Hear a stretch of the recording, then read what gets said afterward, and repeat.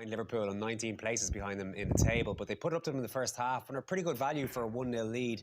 Triple substitution at half-time. Slot always does this and he always gets an impact as well. One man you said you were surprised that stayed on was Darwin Núñez. He was flirting with a red card towards the end of the first half, but he stays on and then makes the impact. Yeah, he looked like he was struggling for a bit of confidence that first half, and it was tough from up front, don't get me wrong, but this tackle here was just anger coming out, frustration. Yellow though, you wouldn't say red, would you? I wouldn't say red, no. I think it was so late that he kind of has stopped himself thinking, I better not fully kick through here, but it's one of them, if the ref gives a red, I don't think but I don't think it was a red. So he stays on and then immediately, nice calm finish. I said before the break, good performance. I think it's more of a good reaction. I think he comes out in the second half and, stamps his impact in the game straight away with a great finish.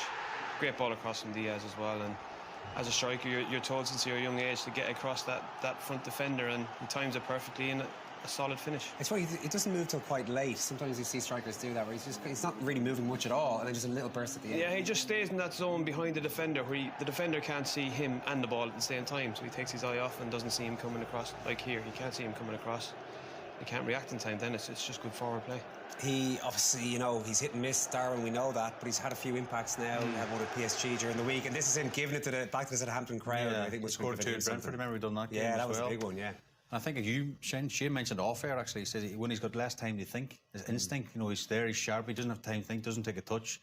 He's scored important goals. Owen, for I know they're going to win the Premier League and he gets a lot of stick, but he scored some important goals now. And he set up an important goal, won a penalty for the 2-1. Yeah, and our mate Smallbone goes through the back of it. I think it's when you first see it, you think, is it a bit soft? But I think when you see the sort of replay and stuff, I think he just gets sucked into clearing it, Smallbone, and Núñez he's clever, he gets his body across him and he feels the contact, and for me it's probably the right decision. I think it's a penalty. See there, he goes through the back of Núñez, and of course when you got someone like Mo Salah, I thought this was a real pressure penalty at 1-1 in front of the Kop.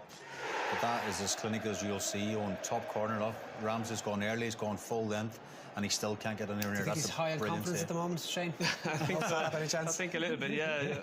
He's just on fire, isn't he? He can't do anything wrong. Even tonight, he wasn't ripping up the game, but he just makes such an impact. That was the goal, as Rob said in commentary, that makes him the 3rd highest goal scorer in Liverpool's history, and also means he has a goal and assist in his last 12 home games, which is now his joint second with Thierry Henry in the Premier League list. But just Liverpool have had so many great goal scorers over the years. To be 3rd on that list now and chasing down the top 2 is an impressive achievement. Yeah, I mean, the second penalty is 2-4-3. That's the phenomenal amount of goals. And always the question over Salah this season, I think, what are they going to do if he does go?